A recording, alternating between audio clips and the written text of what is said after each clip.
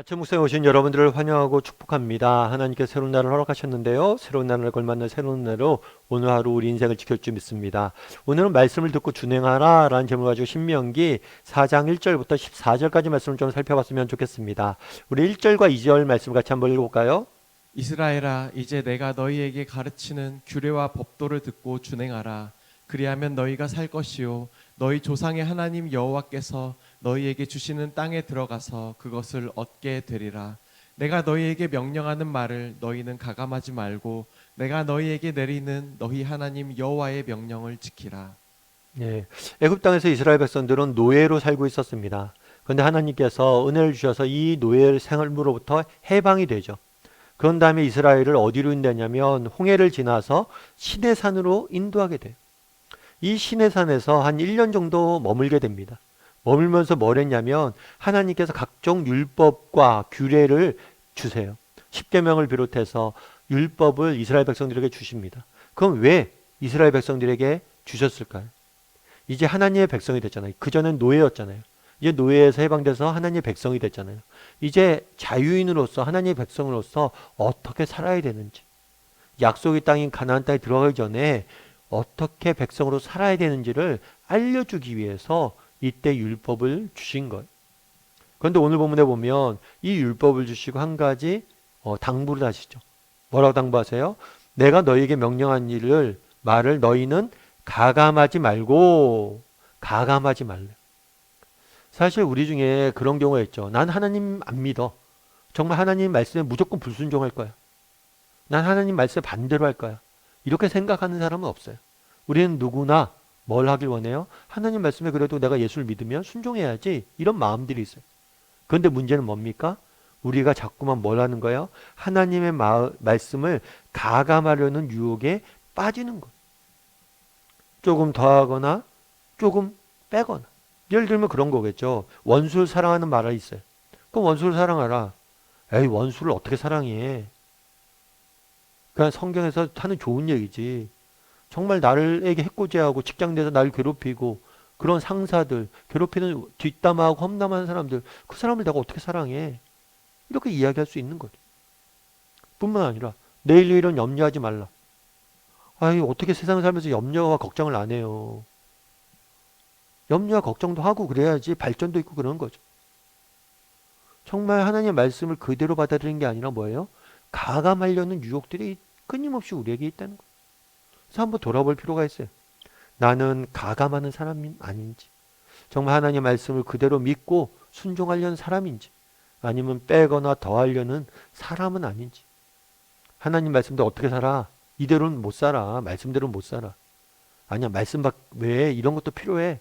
이런 사람은 아닌지 우리가 점검해 볼 필요가 있죠. 그러면서 계속해서 뭐라고 말씀하시냐면 이렇게 말씀하십니다. 6절 말씀 같이 한번 읽어볼까요? 너희는 지켜 행하라. 이것이 여러 민족 앞에서 너희의 지혜요 너희의 지식이라. 그들이 이 모든 규례를 듣고 이르기를 이 큰 나라 사람은 과연 지혜와 지식이 있는 백성이로다 하리라. 하나님께 뭐라고 하냐면 이 율법을 주시면서 지켜 행하라고 이야기했어요. 그것이 뭐가 될 것이라고요? 여러 민족 앞에서 지혜와 지식이 될 것이고 많은 사람들이 뭘 할 거라고요? 너희의 지혜와 지식으로 인해서 놀랍게 여기게 될 것이다. 다르게 말하면 하나님이 왜 우리에게 율법을 주셨냐는 거예요. 이 율법을 주신 이유는 뭐냐면 우리의 유익을 위해서 주신 거예요. 이 율법이 우리의 지혜가 되고 우리의 지식이 되고 우리의 자랑이 될 수 있도록 하나님은 율법을 주신 거예요. 실제로 유대인들은 지금까지 정말 율법을 이렇게 사랑하죠. 여러분 탈무드 하면 지금 유대인들이 굉장히 소수잖아요.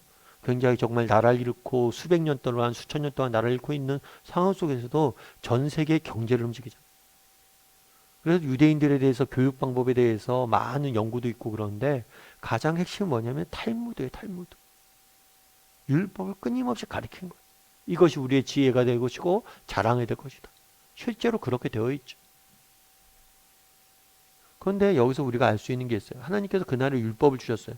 우리가 율법 하면 무엇을 떠올려요? 의무, 책임을 떠올리죠. 아, 하나님 말씀대로 살아야 돼. 이렇게 의무와 책임을 떠올리는데 아니에요. 율법은 의무와 책임이 아니라 특권이에요. 특권. 정말 너무나 좋은 것이란 거예요. 하나님 말씀대로 살 수 있는, 지켜 행하는 것은. 그러니까 순종은 의무와 책임이 아니라 특권이라는 거예요. 특권. 그래서 리처드 포스터라는 목사님은 이렇게 이야기합니다. 뭐라고 얘기했냐면, 순종이란 말은 흔히 우리 마음속에 어리석은 명령들이나 남발하는 비인격적인 상관들로 가득 찬 계층 구조를 떠올리게 된다. 여러분, 순종, 복종 이런 얘기하면 뭐예요? 이상한 상사들, 이상한 왕들, 그 사람들 말에 무조건 복종해야 된다는 거예요.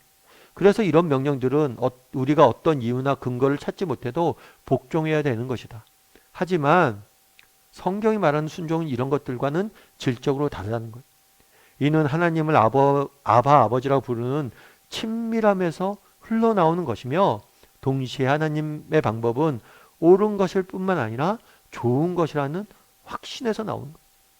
여러분, 우리가 하나님 말씀에 순종해야 됩니다.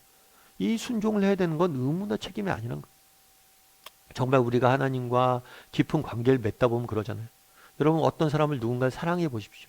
그럼 사랑하면 그 사람의 말을 뭘 하려고 그래요? 듣게 되잖아요. 내가 아내를 사랑해요. 그럼 아내가 무엇을 부탁을 해요? 그럼 그걸 들어요, 안 들어요? 듣죠. 그런 친밀한 관계 속에 나오는 것이 순종이란 거예요. 동시에 순종은 뭐냐? 옳은 것일 뿐만 아니라 좋은 것이라는 확신에서 나온다는 거예요. 다르게 말하면 정말 하나님께 그날에 왜 율법을 주셨습니까? 우리를 위해서 주신 거예요. 이건 단순히 해야 될 의무가 아니라 우리에게 좋은 것, 특권이란 거. 여러분, 그럼 우리가 한번 돌아봐야겠죠. 정말 나는 정말 하나님 말씀, 오늘 본문에 그거잖아요. 지켜 행하라. 이런 말씀을 계속해서 들을 거예요. 앞으로 듣고 여러분 들어왔어요. 그럼 하나님 말씀을 순종해라 라는 말을 들었을 때 나는 무엇을 떠올리고 있는가? 의무와 책임만을 떠올리고 있는가? 아니면 이것이 특권이라고 생각하는가? 정말 친밀함에서 흘러나오는 것이라고 생각하는가?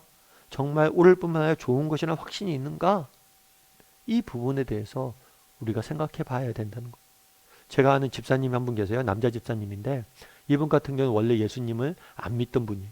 안 믿던 분이고 우리나라에서 제일 큰 대기업에서 오랫동안 하시다가 나와서 나중에 사업을 하신 분이. 근데 그분이 한 번은 그런 얘기를 하더라고요. 저랑 같이 훈련을 받는데 아내 집사님이 홍 집사님의 이름이. 그래서 늘 하시는 얘기 뭐냐면 저한테 저는 홍 집사 얘기 잘 듣습니다. 집사님 그게 무슨 얘기예요? 그랬더니만 자초지정이 있어요. 이 홍 집사님은 이제 부인 집사님은 예수님을 믿었어요. 근데 믿지 않는 남편과 결혼한 거죠. 그래서 늘 어떻게 하면 이 남편을 예수 믿게 할까 고민이었대요. 그래서 남편이 말을 안 듣죠. 교회 다니는 것에 반대를 안 하지만 그래도 교회를 안 나오는 거예요. 그거 너무 안타까운 마음이 컸다는 거예요. 그럼 남편을 어떻게 하면 예수 믿게 할까 고민하다가 보니까 그 남편이 효자예요. 안 되겠다. 어머님을 먼저 전도해야겠다. 그래서 한 번은 남편이 중국으로 주재원으로 가게 됐어요. 그래서 부인 집사님도 나가게 됐죠. 중국으로. 그런데 한 달은 중국에 지나면서 남편 돌보고 한 달은 국내에 돌아와서 시어머니 돌보고 그걸 계속 한 거예요. 여러분 이게 쉽지가 않죠. 사실 이렇게 시어머니를 섬기는 게 쉽지가 않아요. 그러면서 섬겼어요. 왜요? 복음을 전해야겠다는 마음 때문에. 그러다 결국에는 시어머니가 예수를 믿게 됩니다. 그러다가 이제 남편도 예수를 믿게 됐고 그리고 결국에는 훈련까지 받게 된 거예요. 그러면서 늘 하는 얘기가 뭐예요? 홍 집사 제가 얘기 잘 듣습니다. 왜냐면 홍 집사 얘기 들어서 잘못된 게 없더라고요. 다 좋은 거더라고요. 참 그 얘기 들으면서 저 여러 가지 생각들이 들었어요. 사실 그렇게 인정받기까지 쉽진 않았겠죠. 하지만 정말 그렇게 인정받는 것도 너무 은혜롭고 그런 표현 있잖아요. 홍 집사 얘기 잘 듣습니다. 아, 나도 저런 사람이 됐으면 좋겠다. 하나님 얘기 잘 듣습니다. 왜냐하면 하나님 말씀 들어서 손해본 게 없더라고요. 정말 이런 것들이 우리의 삶의 고백이 되면 얼마나 좋을까라는 생각이 있어요. 여러분, 우리는 어떤 사람입니까? 정말 오늘 계속해서 지켜 행하라 순종에 대해서 이야기합니다. 그럼 나는 순종에 대해서 어떻게 받아들이고 있는지 의무와 책임으로 받아들이고 이 순종 지켜 행하라 이런 얘기가 나오면 마음의 문을 닫는 사람인지 아니면 정말 하나님을 내가 기쁘게 해줘야지 라는 마음으로 기쁘게 순종하는 사람인지 또 정말 하나님 말씀 들어서 손해볼 게 없다 라는 확신을 가지고 하나님 말씀에 순종하려는 사람인지 한번 점검해 보는 시간이 되었으면 좋겠어요. 그리고 정말 말씀을 들을 뿐만 아니라 순종하기 위해서 날마다 노력할 줄 아는 저나 여러분이 되기를 주님의 이름으로 소원합니다.